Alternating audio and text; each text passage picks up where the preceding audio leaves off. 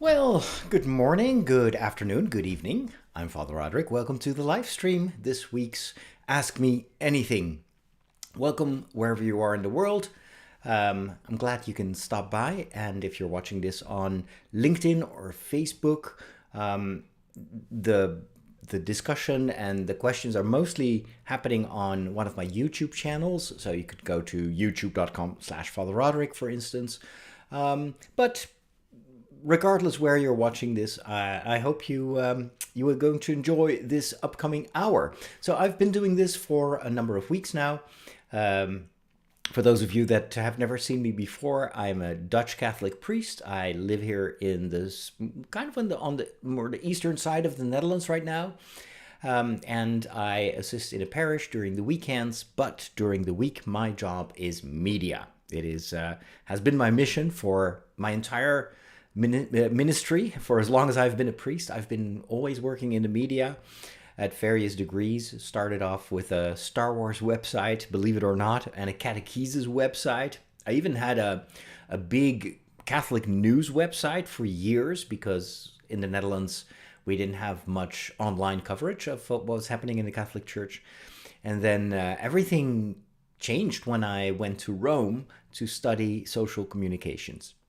I did a 2-year formation where I specialized in creating radio and television programs. And then when I came back to the Netherlands, that became my job. So in addition to the work that I did online, I started to work in Dutch TV, Dutch national TV, and that's what I still do today. So tomorrow I'm going to have another day of filming, and the program that I'm currently hosting is an interview program, which is broadcast on Sunday morning, so very appropriate time for a Catholic program, and I just interview people about their faith and how they put their faith into practice.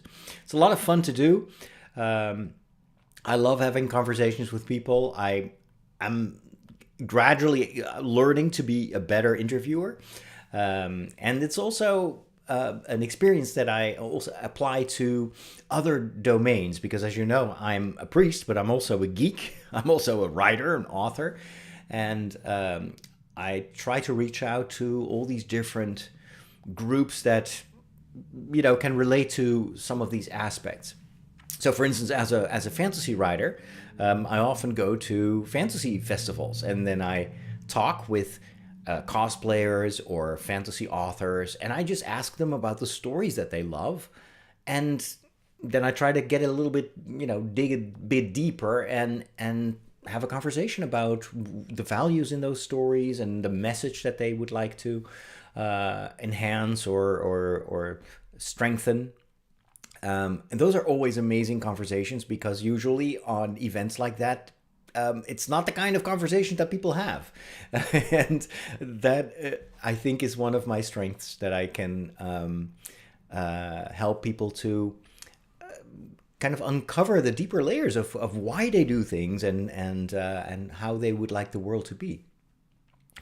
And then I do a similar thing online on my YouTube channel, and I've got a big TikTok channel, and I talk about anime and about Star Wars and about movies, and I try to explain the deeper layers that I perceive in those stories, and I try to build bridges between popular culture and the centuries old tradition of faith, and that's also a lot of fun to do. And then finally, ultimately, I am currently writing my first fantasy novel, as you probably know by now, and in order to kind of train myself to become more fluent as a writer, I try to write a short story every single day. So it's not the big fantasy novel, but I'm learning a lot from that experience, and it's also a lot of fun. I always have story ideas, but hardly ever can fit them into the kind of the outline of the story that I have in my mind for my first book. And so just having the opportunity to tell a short story, just a few paragraphs, and then usually there's some twist or some surprise. I kind of love doing that. And so today I recorded one of those stories, and I intend to do this every week from now on. So I'm going to pick one of those 7 stories that I create during the week, and it's kind of the story that I relate the most to, or the one that moved me the most, or that I'm most proud of. And then I just recorded it in my living room and posted that on YouTube.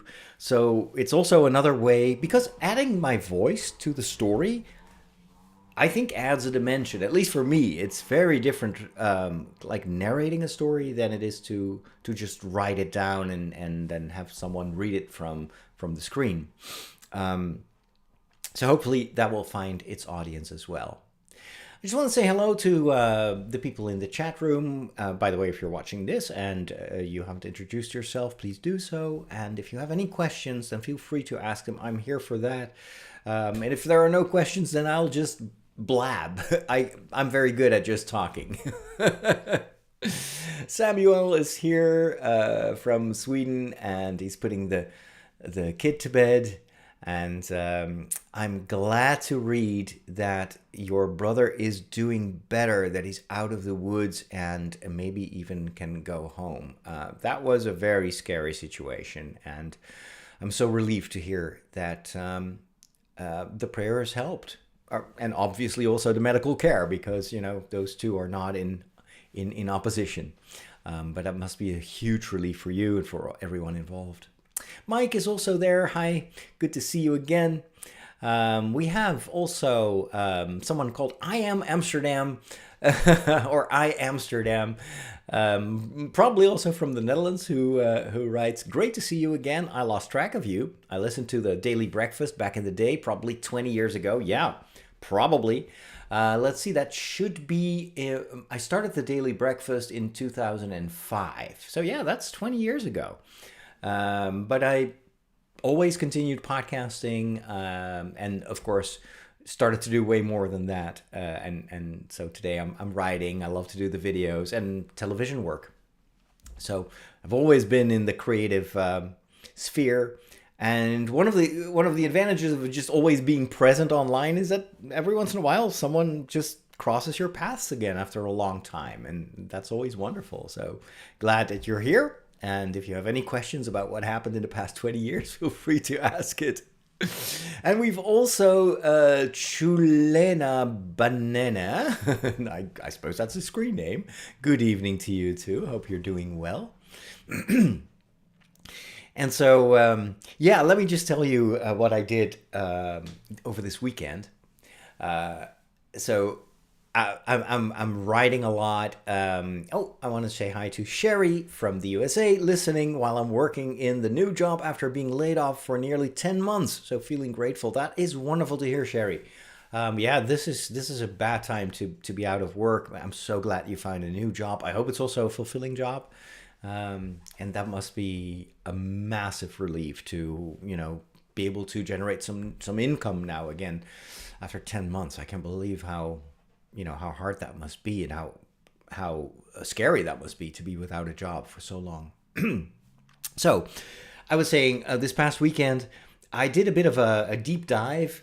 So on Sunday, I usually record my 2 long-form podcasts that I post online. So one is called The Walk with Father Roderick, and the other one is a podcast called, it's just a premium podcast that I record for my supporters. And I send that to the people that help me with their monthly micro donations. If you want to, by the way, join that group of people that makes it possible that I do this work, check out fatherroderick.com/join. So fatherroderick.com/join. So I'll get to the questions in a minute. But on Sunday, I was just having this conversation with my future listeners about this deep dive that I did with ChatGPT, trying to analyze, what is like kind of my core mission, because I do so many different things. And for me, it's always a struggle to focus on, on one thing or do one thing really well, and to figure out, what should have my primary attention right now. What is priority and what is not. My mind also always wants to do everything and always has a new idea. And so I felt it was necessary to just take a step back and look at the bigger picture.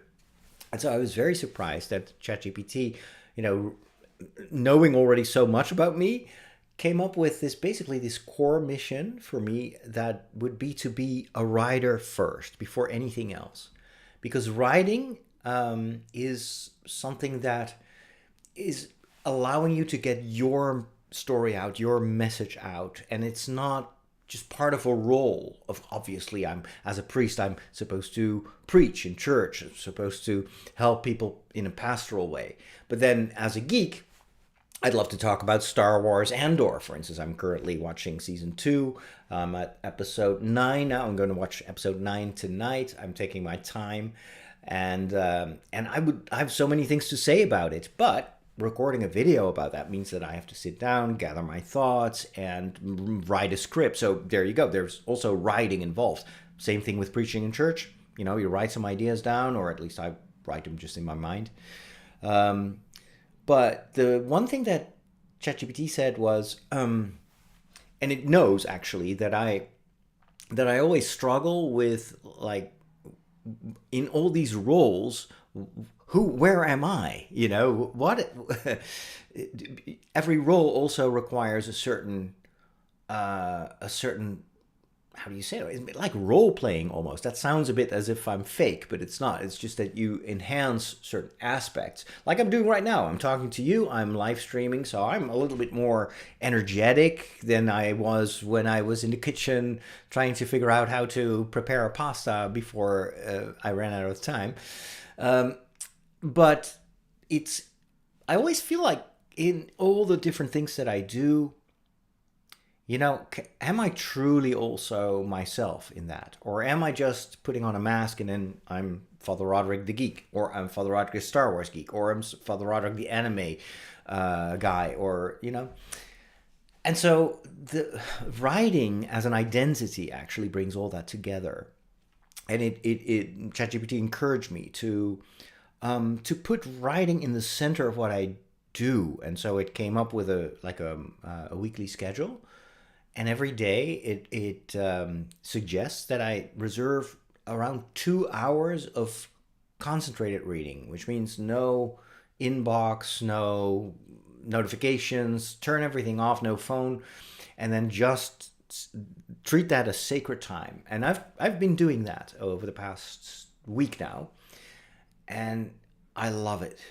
It's addictive. It just gives me so much peace to start the day with focusing on something that I create without it having to serve a certain purpose. Because that's the cool thing about fantasy writing.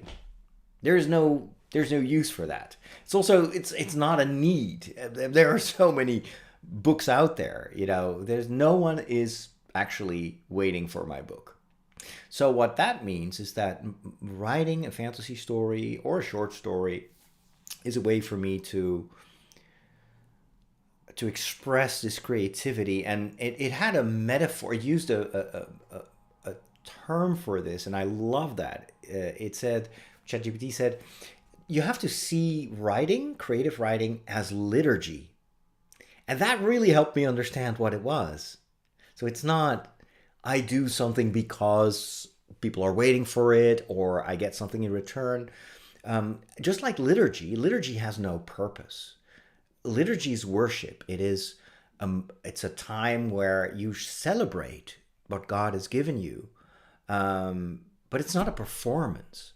And in the same way, kind of looking at my writing like that liberated me from this internal pressure that I so quickly inflict on myself, where it's like, okay, I need to write that story. The book must be finished between now and the summer. And letting go of that actually, and that's what I started to notice, is it opens a bigger creative space. So I can let my mind really roam free, and I think the result is really wonderful, and I'm very happy with it. I still always kind of fall back in that old behavior where I'm checking on Substack. Is anyone liking this story? Do I get any comments? And that's kind of what a lot of us are struggling with, you know? When we scroll through our feeds, we always want to see if someone liked my post or left me a comment or befriended me. And ChatGPT said you have to be careful with that, because before you know it, you're working for clicks instead of building with bricks. I thought it was brilliant. That's so true. And it also kind of makes you, it influences your mood. You know, when you don't get any likes or reposts of your stories, then you get depressed and you start to doubt yourself. And so the goal for me, the long-term goal, is to really detox of that kind of ongoing desire to be validated. And ChatGPT, I think, very correctly says the validation should come from within. And so the more you enjoy the process of writing just for what it is, an expression of creativity, and the more that becomes your identity, the less you feel inclined to check your value through by outside parameters, by relying on other people's validation. And ultimately, that will lead to freedom, to inner freedom. And I just didn't expect, when I started writing on January the 1st, because that's when I started writing my fantasy novel, I never expected it to be such a spiritual journey. I just thought it's fun, it's creative. I'm gonna write a book, and it is so fundamentally changing the way I look at myself and the way I look at my life and even at my vocation. And I'm really grateful for that. And I love the kind of the coaching that I get through ChatGPT. Now, I created this like a specific ChatGPT project for this, so that it helps me kind of discerning. But I love, for instance, the encouragement to not censor myself, to not put boundaries around, but to really try to feel feelings and to write about the things that are, that I struggle with hurt, with sadness. Just put those emotions on paper. And that's not something I usually do, because of the role I'm supposed to play. I'm here to console people, not to be consoled. and it's kind of that ingrained role playing, I think, that can be a hindrance if you want to become a good writer, because real writing, or writing that can touch other people, should first of all touch you, or you should let yourself be touched and then put that in words. So, long story to let you know that the story that I narrated today on my books channel, on my booktube channel, is a story that actually made me cry, even when I wrote it down. Not because the story is so wonderful, but it is, but it was because it touched upon something really, really deep. And that was, and the more I get older, the more I really feel this in my bones. It's that time keeps passing, and there are so many wonderful things in life that you don't value in the moment. And you start only valuing it and missing it when they're gone. Like people in your life, like people that died. But also moments in your life. Times where you were able to do stuff that now, because you're getting older, you can't do anymore. Or because life is too busy and you kind of miss that freedom that you used to have. And that can lead to profound sadness and melancholy. But this story, it's a story about hedgehogs. About groundhogs. But the story is about that, so it validates those feelings of loss and sadness, but it also, I think, gives a beautiful message about what remains. And it's an invitation to look at everything that you have right now and to value that, and to taste the future in that, and to distill hope from that. And it was like, while I was writing the story, it just, I don't know, it just moved me. That still moves me now. And I don't know if that comes across. I have no idea. But it's something that I didn't think that writing could do. But it does. Anyway, enough about me. Let's go and take a look at your questions. Thank you, by the way, for joining me. If you're arriving on the feed right now, feel free to ask me anything. That's why I'm here, or just leave a remark or tell me what's going on in your life. So Samuel enjoys Andor season 2 just as much as I do. It is amazing. I couldn't just digest all those wonderful episodes in, binge watching it. So I'm behind, unfortunately, and I'm behind on a lot of series, but I'm taking my time. I'm savoring each episode. And after this, of course, I'm going to rewatch Rogue One, because that must be a totally different movie now, or at least a different experience after watching Andor season 2. Frankie is there too. Good to see you. And we've got Gannon, who says hi. And let's see. Jonah writes, I'm going to get a little bit closer to the screen because I've got a tiny little screen on which the questions are projected, but the letters are kind of tiny for my aging eyes. Jonah writes, I've seen some of your videos. Fun to see someone learning their process and voice as I'm doing the same. You don't feel odd about letting a robot devoid of feeling give you advice on feelings. Yeah, sure. That is weird. That is very weird. But you have to see this, I think, more as ChatGPT is not a robot. It's not even intelligent. AI is a misnomer.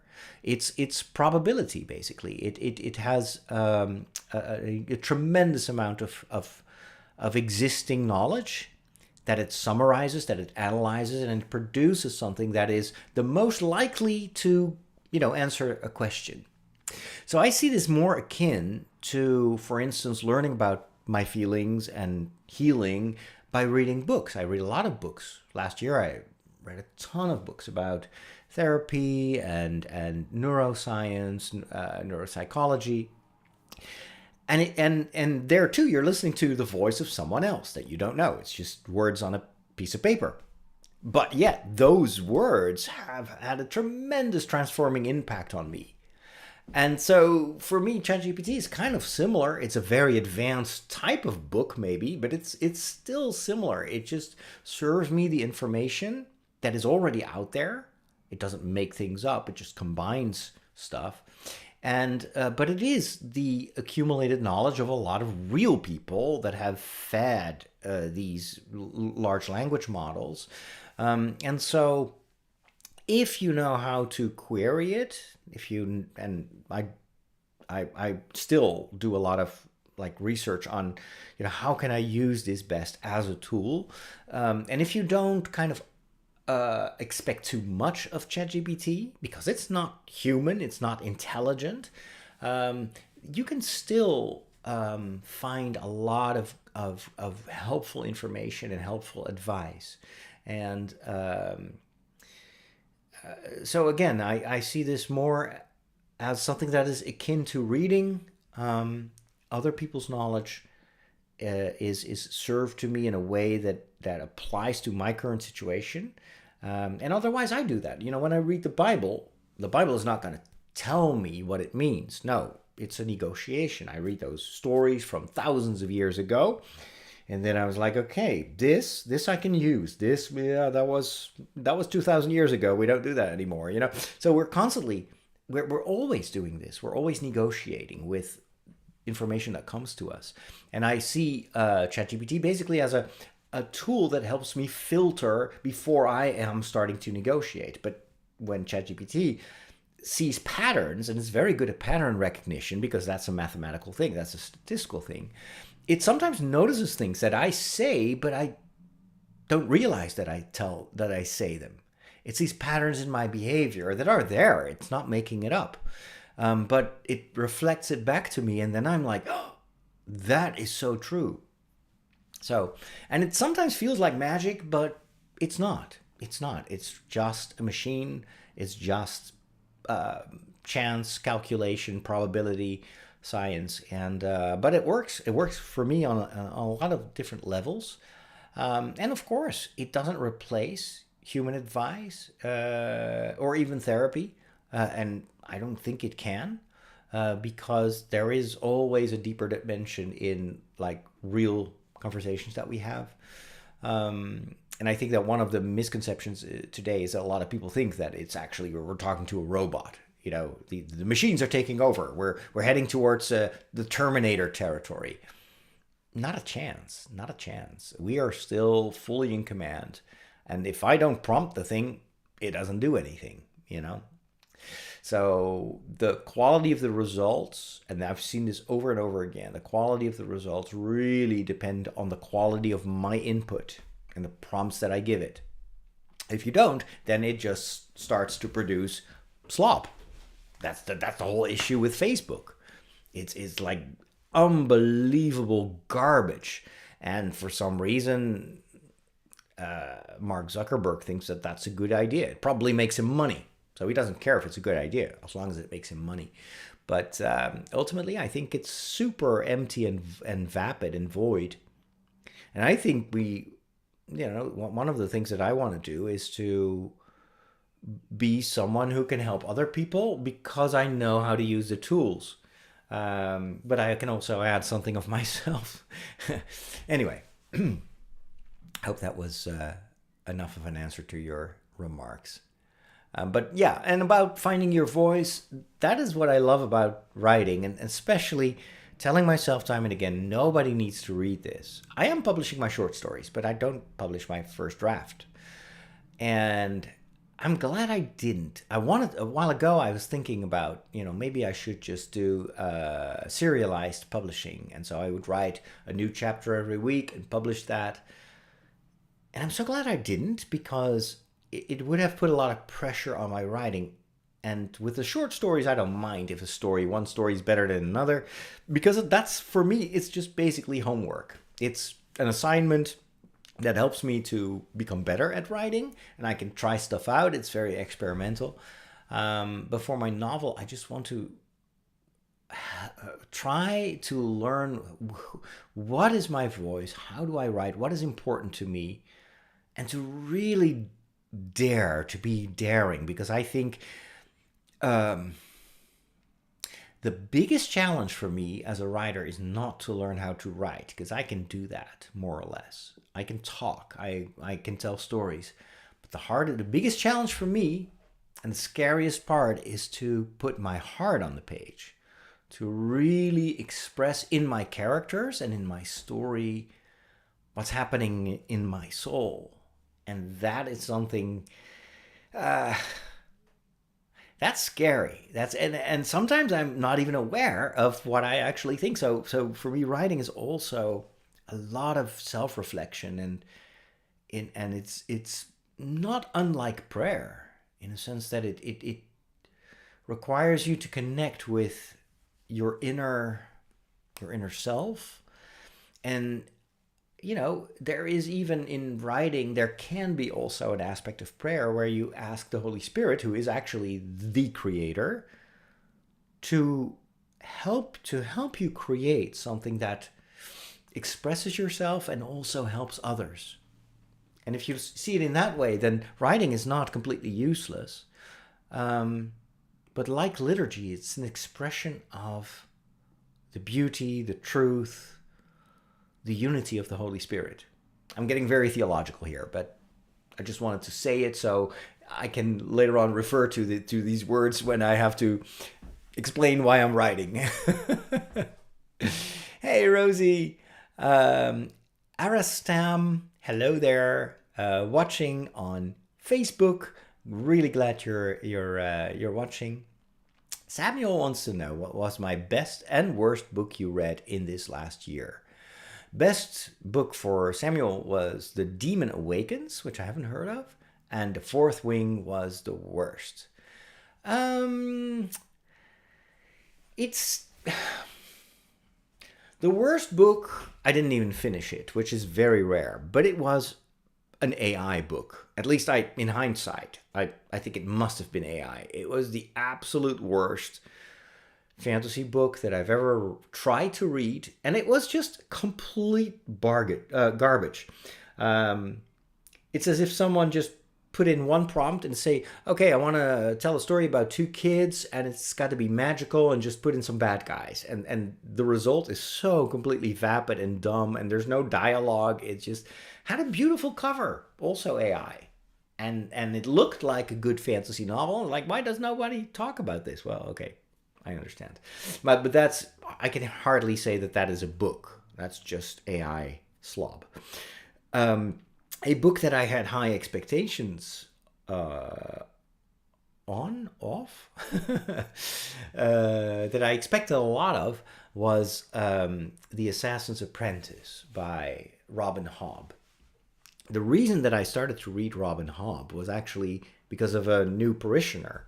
There was someone who came to Mass at one point, and then afterwards told me that she had found my channel, and that she was very surprised that I, as a priest, I was writing a fantasy novel. And so we just conversed about fantasy, and I asked her, what are your favorite books? And she said, Robin Hobb.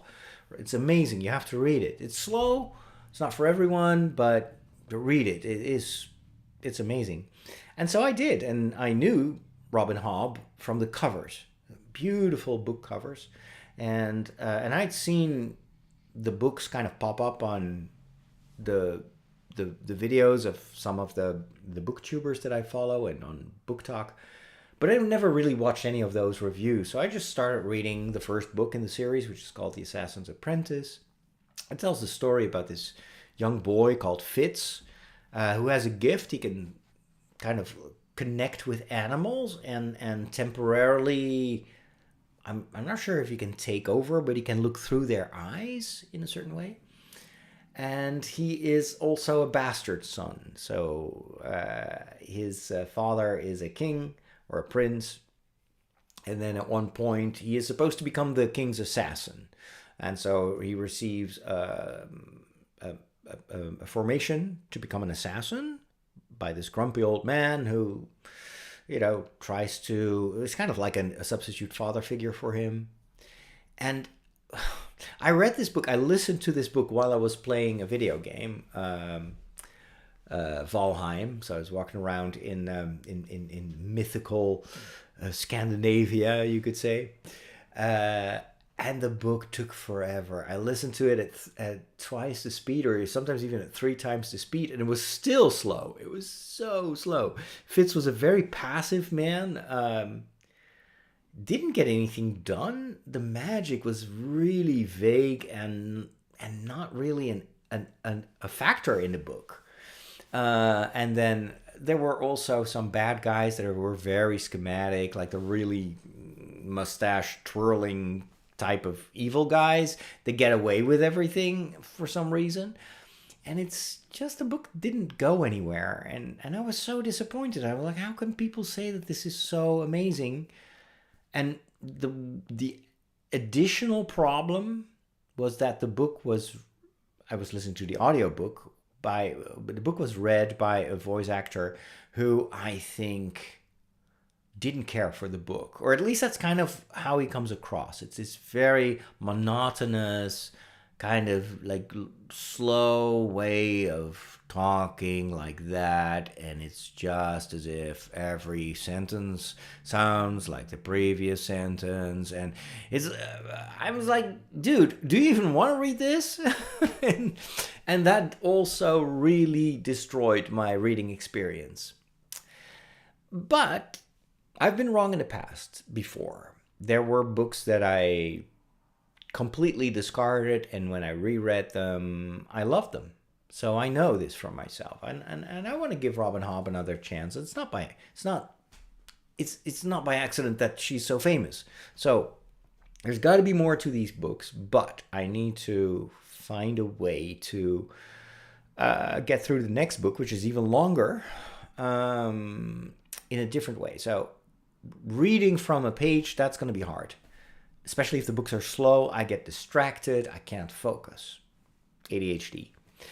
However, there is maybe a solution, and that is that either I find the Dutch audiobook version of this, although I don't know if it even exists, or the French or the German version. I can listen to a book in another language. I should try French. French would kind of work for this story. Anyway, we'll see. Or I have one Alexa device. The kind of like my entire home is Google.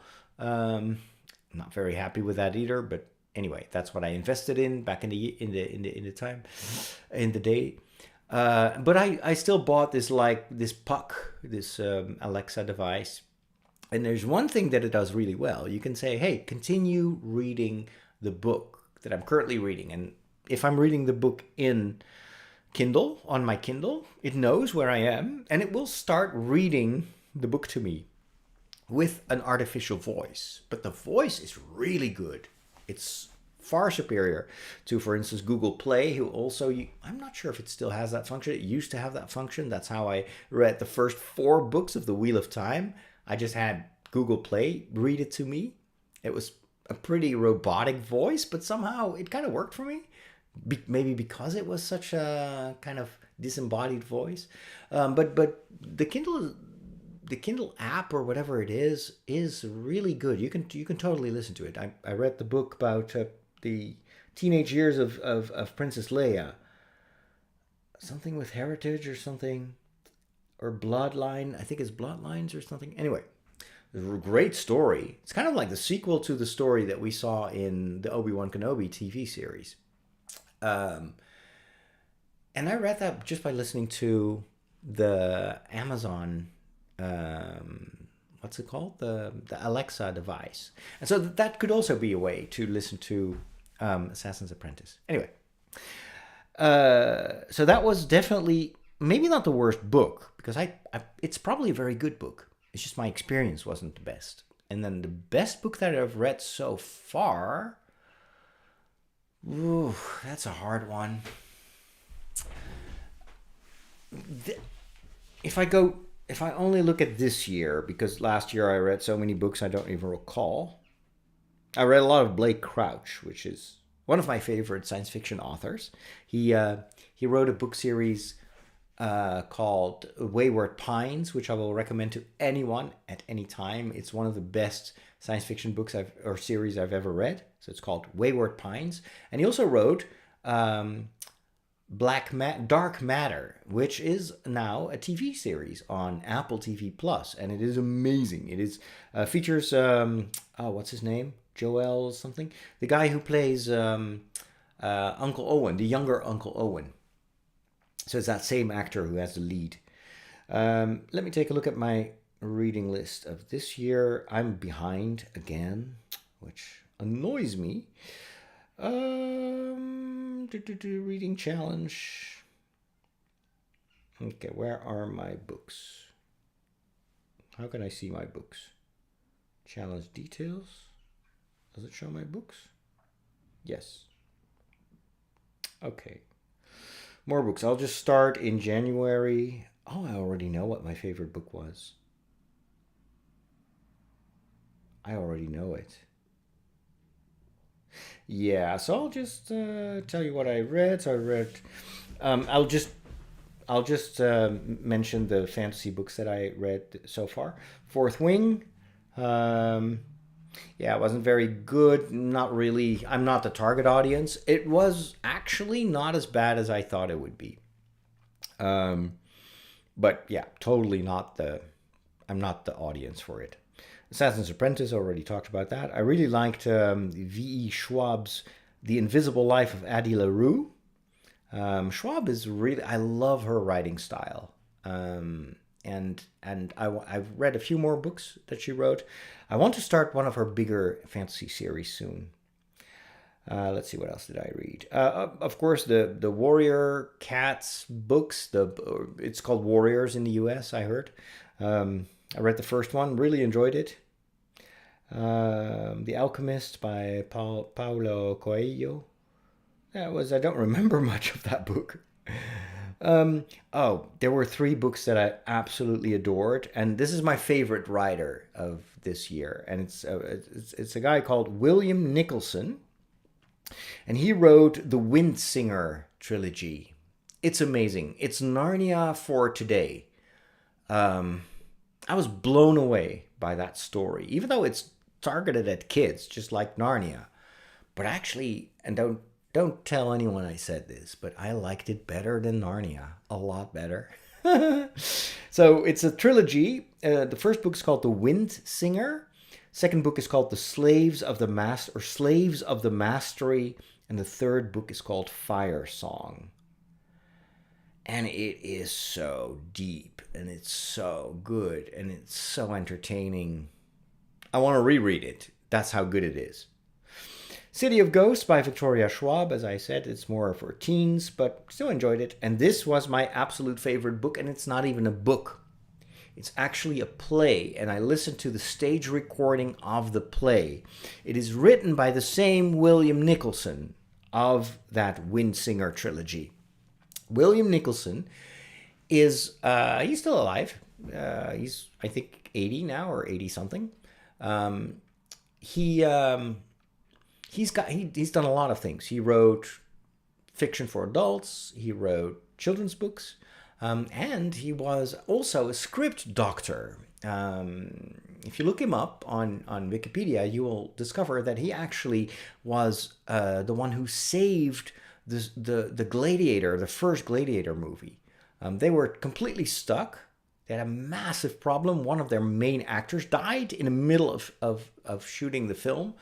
They brought him in to fix that issue and some of the others, and it is thanks to his last-minute changes that the movie became what it is today. And so, but he also is a playwright. How do you say that? He writes plays. And so he wrote this play on which also became the foundation for a movie called Shadowlands. And so Shadowlands tells the story. It's a tragic story, and it's based on real happenings, real events. It's a tragic love story between C.S. Lewis, the C.S. Lewis of Narnia fame, and this American lady that he befriends and that he falls in love with. And it's an amazing story. It's a very unlikely friendship. And if it weren't based on real events, you would think this is too much. This can't be happening. Also because there's just so much drama. And you're like, whoa, isn't this a bit too much? But it happened like this. But the way this was written, and I listened to one particular performance. Obviously, there are multiple performances of Shadowlands. I was in tears. I was crying, but like bawling. I was so heartbroken, and it was a dimension of C.S. Lewis' life that I kind of vaguely remembered, but I never thought it was so tragic and so intense. And C.S. Lewis wrote a whole book about his experience of grief following the death of this American lady.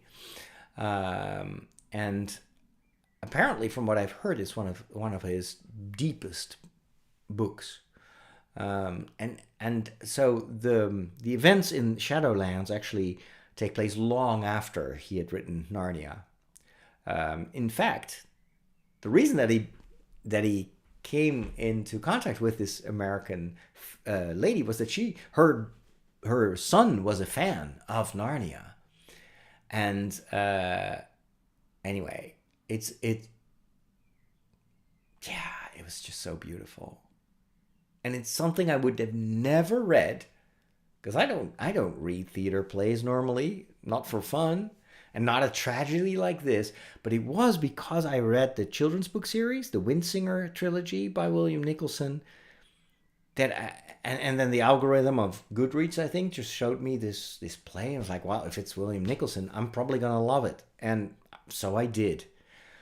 And it was also, I think, earlier this year, the first time that I experienced the power of writing and how much writing can touch like the deepest layers of your soul, and reading also as a consequence. So I'm intensely grateful for having read that. Hope that answers your question. I did read some more books. There was a book called Thornhedge by T. Kingfisher, also one of my favorite kind of modern fantasy authors. Thornhedge is a retelling of the Beauty and the Beast, and it was fine. It was fine. It's well written. The thing is, you already know the story very well, so there weren't that many surprises in the book. But it was really well written. And then I read Tolkien's The Adventures of Tom Bombadil, which was delightful. Especially having seen the second season of Rings of Power, where Tom Bombadil has a very important role. And now that I read The Adventures of Tom Bombadil, I admire what they did in the series even more, because it's very close to what happens in this very long poem that Tolkien wrote. It's great. Read some really good books about Tolkien and about the deeper meaning of Lord of the Rings, or the deeper layers. So I read Tolkien's Ordinary Virtues, Exploring the Spiritual Themes of the Lord of the Rings by Mark Eddy Smith, which was good, very good. But it wasn't as good as Joseph Pierce's series on The Hidden Meaning of the Lord of the Rings, the theological vision in Tolkien's fiction. That was an audiobook series, actually a series of lectures that he did years ago. Chef's kiss. It's amazing. I will never read Tolkien in the same way anymore after having read this. He also wrote or published another series of courses on The Hobbit, which was equally stunning. Yeah, I want to reread it. It was such an eye-opening read. I read a small book by Robin Hobb, hoping that I'll just read a novella. Maybe I'll give her another chance. And it was called The Willful Princess and the Piebald Prince. And that was actually, but still not really my thing. But anyway. I read Untethered Sky, which is standalone by Fonda Lee. I'm a huge fan of Fonda Lee's writings. Especially, is it Yellowface that she wrote? Fantastic book. I still need to read Babel. But this was a short book, and it was really enjoyable. Then I read a series by Suzanne Collins, or I wanted to read the entire series, also a trilogy, children's books. Suzanne Collins, if that rings a bell, she's the writer of the Hunger Games series. But before she published the Hunger Games, she published a series of books about a kid, or actually a brother and sister, young kids, and they end up in the sewers of New York. Sounds like a fantastic idea for a story. And the sewer is crawling with huge cockroaches and worms and other nasty creatures. And they are huge. And there is an entire society underground in the sewers of New York. And the kids are running around there trying to survive. And it is not good. This is really not fun to read. Especially because the whole story just oozes darkness and mud and excrements, and it's just like, I don't want to be in this world. I read Tolkien, I read The Lord of the Rings so I can be in Middle Earth, because it's aspirational. That is a world I would actually prefer over the world that I currently live in. This is a world I don't even want to think about. What was Suzanne Collins thinking? It is really, oh my goodness. No, not for me. It's okay. It's, I actually listened to the German audiobook, which was fun because they had voice actors and music and sound effects. And even though the production was pretty well done, the story just, no. I don't want to dwell in an imaginary sewer. Thank you. Gosh, what else did I read? Oh, Brandon Sanderson. A small one. The Emperor's Soul. It was really good. I love that one. The Emperor's Soul.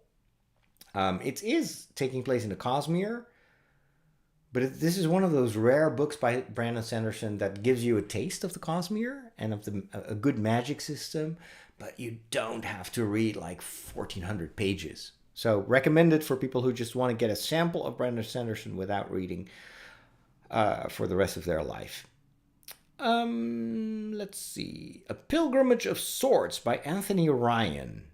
That's actually the first book of a whole series. It was good. I liked it. Oh, this is Kingfisher. I was wrong. It was Bryony and Roses. That was the Beauty and the Beast retelling. And then I read one Terry Pratchett called The Carpet People. And it's the first fantasy book that he ever wrote. The Carpet People tells the story of an entire society that lives inside the carpet in your living room. And it's very quirky and goofy and strange. Very much Terry Pratchett. You can tell that it's him. But you can also tell that it's his first novel. Because it tends to be a bit of a slog at times. There are a lot of chapters that just drag on, and it's sometimes it's funny and sometimes it's just really weird and disconcerting. Disconcerting in the sense that it goes nowhere. And so anyway, so The Carpet People, but the audiobook is read by David Tennant, the David Tennant, and it is glorious. It's absolutely, David Tennant helped me get through that book, because the book itself, the story itself, is really not that good, but with David Tennant it just gives it 5 extra points, you know. So yeah, I hope that he has read other Terry Pratchett books, because his delivery really works well with that type of humor that Terry Pratchett is so famous for. All right, I'm going back to the questions. Thank you, Samuel, for that question. My apologies for the very long-winded reply, but when I start talking about books, it's hard for me to stop. Nacho says, I've been following you for years. I love that you love movies.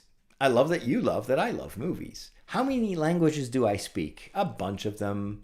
German, Dutch, English, French, Italian, a bit of Spanish. I read Latin, and I read, with a lot of effort, I read a bit of Hebrew, like ancient Hebrew, and also Greek.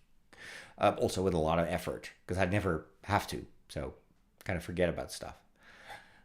Tony says, happiness doesn't know any grade. Happiness doesn't have levels. True. Happiness is, it's like, I always think when people say, well, a saint in heaven, is he or she going to have more fun than I will have as a regular human being? And I always love this analogy. Like, it's like you have cups, you've got a small cup like that, and you've got a big cup like that. If you fill them with water all the way to the edge, you would say, well, there's more water in this one, right? But if you look at it from the point of view of, are they really fulfilled? Are they full? Then the little cup can say, I'm full. This is amazing. No more needs. And the big jug can say, hey, I'm full as well. Just like the little one, So that's kind of always how I see this.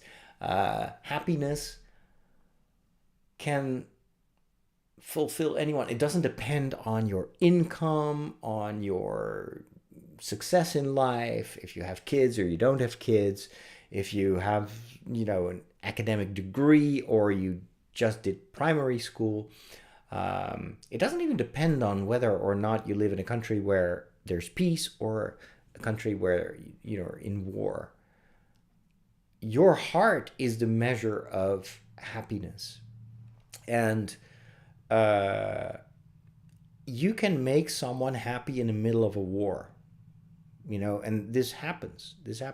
Someone who is saving someone else's life in the middle of a horrible situation. That is the gift of happiness.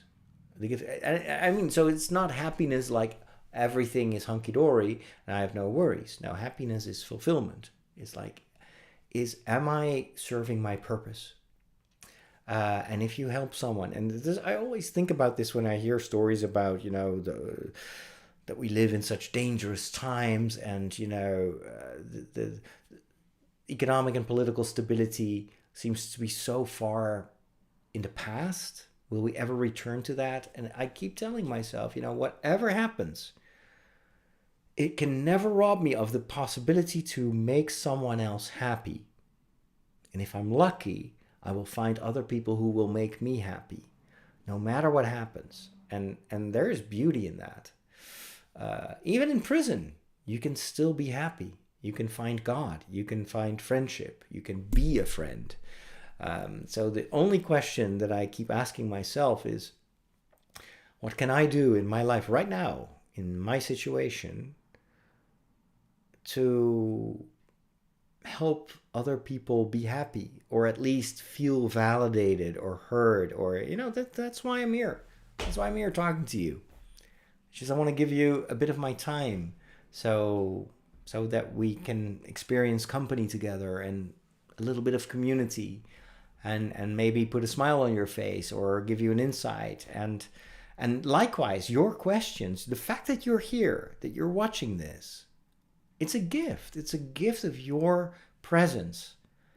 And I value that. That is wonderful that you give me that gift, and you give that the gift of your questions to the rest of the people that are watching right now or will be watching later on.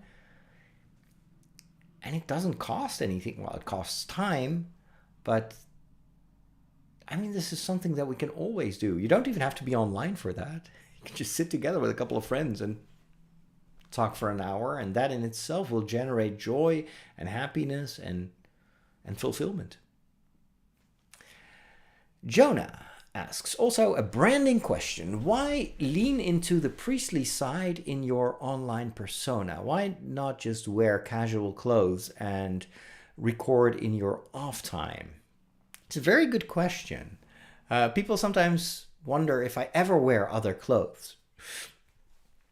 And I would say, well, not really, because I only have these clothes. I don't really have any. Well, I'm wearing a t-shirt, which, by the way, let me see. Oh, I've got a Darth Vader t-shirt. I'll show you. Yeah. See? That's Darth Vader taking a selfie or taking a picture with an Imperial phone. I thought it was an iPhone, but so yeah. So I am a geek, but these are t-shirts. These were gifts. I didn't buy this myself. This is just someone, hey, you love Star Wars? Here is a t-shirt. And I just use that as a t-shirt, basically as undergarments. But the reason that I am always doing this in my role as a priest is that for me, I am a priest. It's not separate from the things that I love. In fact, one of the joys in my life is that I get to do this as a priest. That I write fantasy stories as a priest. I love Star Wars as a priest. In fact, this upcoming Saturday, I'll be one of the main hosts of the biggest Star Wars convention in the Netherlands. I'm doing the whole thing on the main stage. I'm going to interview like actors from Star Wars. I'm going to interview the lady who plays the what's her name? Let me look that up for you. But anyway, last year I did the same thing, and I interviewed a number of Star Wars actors, which was fantastic. But the thing is, they asked me because I'm a priest and a Star Wars geek, so it's kind of the combination that makes it special. Let's see. So, who am I going to interview? Do I have that schedule somewhere? Let me see. We have a lot. Of course, there are a lot of other people involved in this as well. Okay, here's a spreadsheet. Can I look at that on my phone? Right. So, I will first be part of a panel discussion called the Scruffy Looking Nerf Herders. So I'm going to join 3 friends who are also very much into Star Wars. They're all from the world of media. And we're just going to talk for an hour about Star Wars and just completely geek out. It's going to be a lot of fun. Anthony Daniels then is next on the main stage. He's going to talk about his career in Star Wars. Really looking forward to that. Then there's a quiz. I don't have to do that. And then there is a let's see, what is this? Oh, this is the fan stage actually. Prop making. Yeah. So I'm going to interview Josh Roth, who this is his very first appearance on a convention. He, for instance, made the IG-80 something robot you see in The Mandalorian. He's involved in all the mechanics of the Baby Yoda. He's been doing props for years and years, including the props for the upcoming Mandalorian movie. So I'm going to interview him. Then I'm hosting a session about the 45th anniversary of The Empire Strikes Back, my favorite Star Wars movie. That's going to be fun. Then we have Anthony Daniels. And then I am going to interview Michael Lynch. I don't remember what that was about. I'm not prepared yet. I still have 3 days. And then I'm going to, that's it, that's her name, Diana Lee Inosanto. So she plays in, you know her from, both from the Clone Wars, but then she has just a voiceover, or the voice actor role. But she was in Ahsoka. She's that Witch of Dathomir, you know. And apparently she knows who I am, because she enjoys my videos in which I geek out about Star Wars. So that's going to be a lot of fun, but also it's very intimidating to have to, do that entire thing. But I'll be wearing this. I won't be walking around in Star Wars t-shirts, well, underneath, right, secretly, but I'm just going to be, because I'm the Star Wars priest, so it's kind of part of my online identity, I guess, but it's truly who I am. Hope that answers your question. Thanks for asking. Frankie is still wondering the time you filed a stalking. Oh, yeah. Well, we're not going to talk about that. Actually, you're not supposed to be in this chat,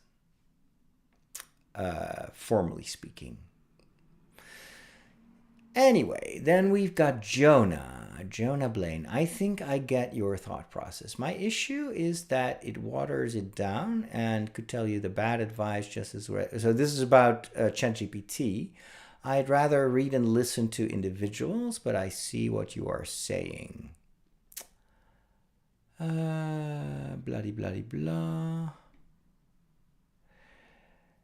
Okay, this lady that is currently in the chat is actually currently putting herself in a lot of trouble, because I will have to report this. So I would kindly want to invite you to get out of this chat and don't interfere. There are going to be consequences. I'm very serious about that. Dragon King. This is of no concern to all of you here in the chat, but this is an issue. Hello, Father. I wonder if having the Bible on audio while sleeping is wrong. No, it's not wrong. Just put it on. It can maybe even connect with your subconscious. Why not? There are worse things that you can listen to. Justin shared this on Facebook. Can't wait for the next Tron movie coming out in October. Me too. I'm very excited about it. What anime am I currently watching?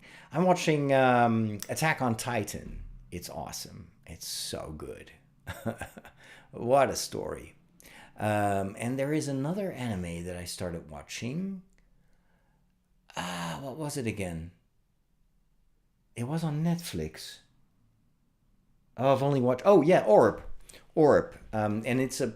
I think I've already mentioned this last time, but I want to do a series about Orb, because there are also a lot of kind of theological interesting issues or themes in that series. So, yeah. There's just so much good anime out there. Robert wants to know if there are any words on how to deal with Americans, especially with the church. I'm Canadian, live in Nova Scotia, that is having a problem. Yeah, the situation in the United States is weird, to put it mildly. I always encourage you to focus on the people that you can connect with. There are a lot of loud people, but they're not necessarily representative for all Americans.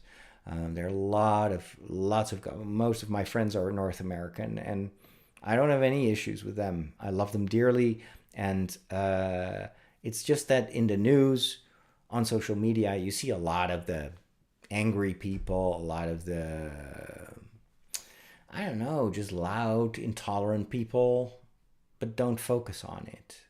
Focus on, on the helpers, on the people that listen, the people, yeah. That's kind of how I try to deal with it, but it's hard. Sometimes it's hard to avoid, and you hear the news and you hear what's happening there, and then I get so perturbed, because it's really worrying, very, very worrying. We've gone through similar issues here in Europe, and it led to World War II, and so it's scary. It's very scary, but at the same time, they want you to be afraid. Some people want you to be afraid, so don't be afraid, and always keep looking at the good people, because those are the people in majority. Dragon King wants to know, why did pride become the most cardinal sin? Pride become a cardinal sin, as I think this week the faith and being proud has similar tendency. I'm not sure what you're referring to, but pride is not the most important sin. It's just one of the many sins. Pride, the nefarious aspect of pride is that it has a tendency to separate you from others and from God, because you think that it is that you don't need anyone. I mean, the sin of Adam and Eve is pride. It's like, okay, we don't need God. We just eat from this fruit, and then we're like God, So basically, you tell someone who loves you, like, I don't care about you, and that breaks the relationship. Orb, yeah, Sono knows the series as well. Movements of the Earth, an anime of astronomers and the Catholic Church. Well, the Catholic Church is an anime version of the Catholic Church. Historically, it's it's a bit of an exaggeration, and there's a lot that I would like to say about it, because it's much more nuanced than they show. But it's a very interesting series.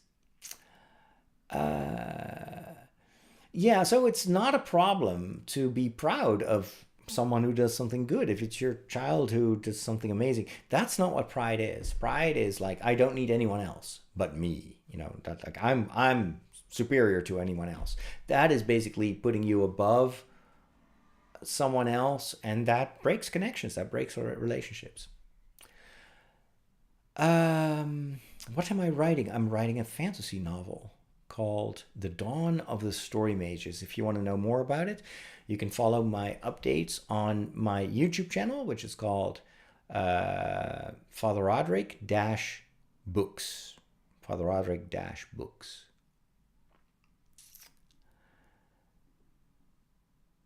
I'm going to wrap up because it's past 8, so my time is now over, and I have to start preparing for tomorrow. Let's see.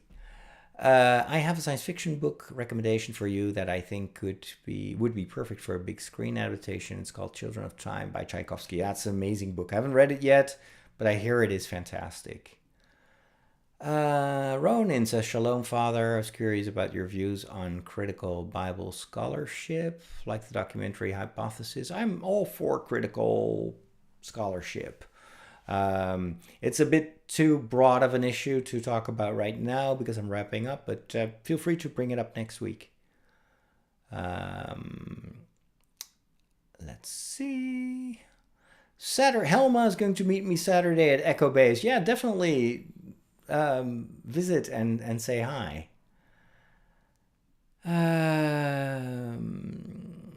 Right.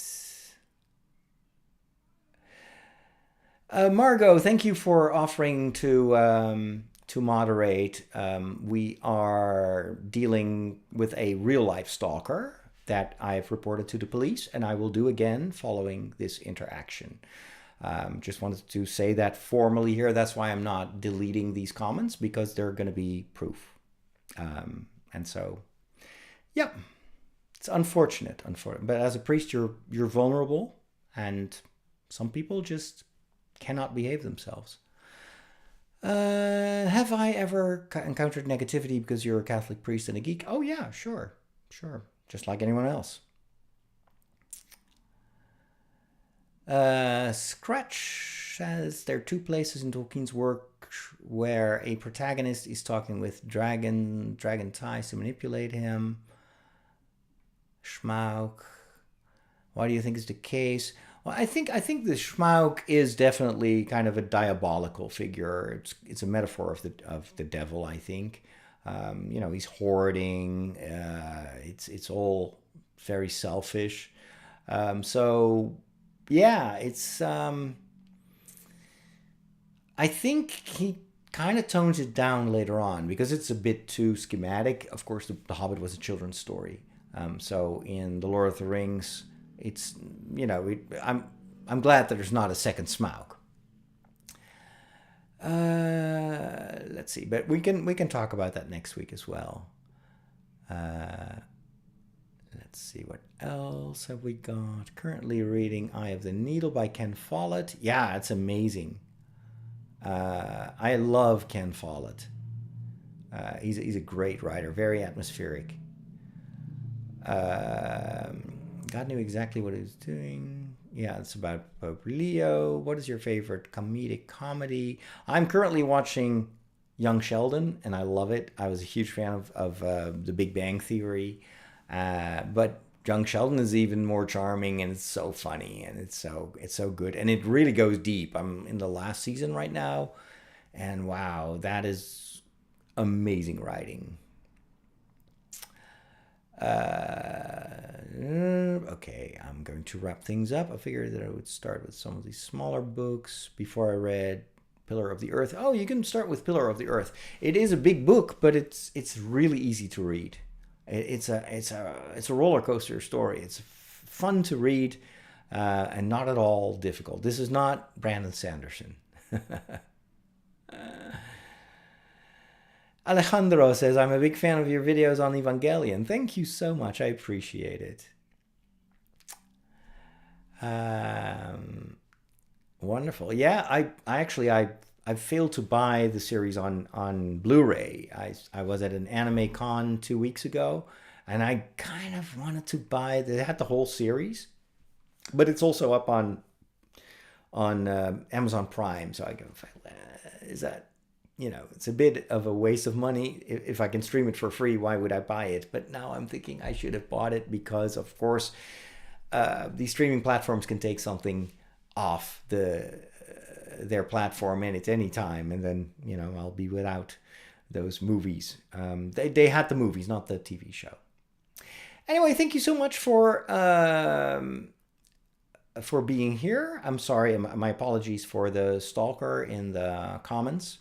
But I will certainly take measures, and we will talk next week. And then, of course, Margot, if you're available, I would gladly have you moderate the conversation so we can avoid future occurrences of nasty people.